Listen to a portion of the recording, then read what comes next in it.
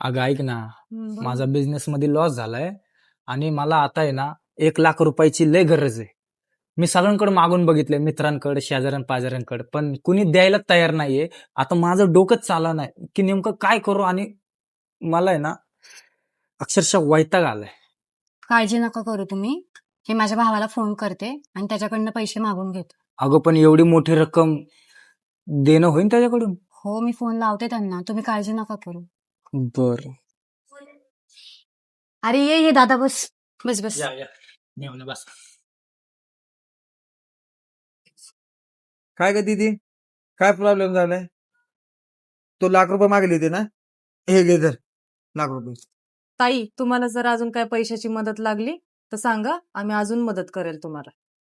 चला येतो आम्ही. अहो काय चहा पाणी? नाही, माझी मीटिंग आहे अर्जंट मध्ये, मी जाता जाता तुमच्याकडे आलतो. ठीक आहे, धन्यवाद धन्यवाद. बघितलं माझा भाऊ किती चांगला आहे. त्याने एका फोनवरती मदत केली. खूप चांगला आहे माझा भाऊ. हे घ्या. तुझा भाऊ तर समजूतदार आहेच ग, पण खरी समजूतदार आणि चांगल्या स्वभावाची तुझी वहिनी आहे.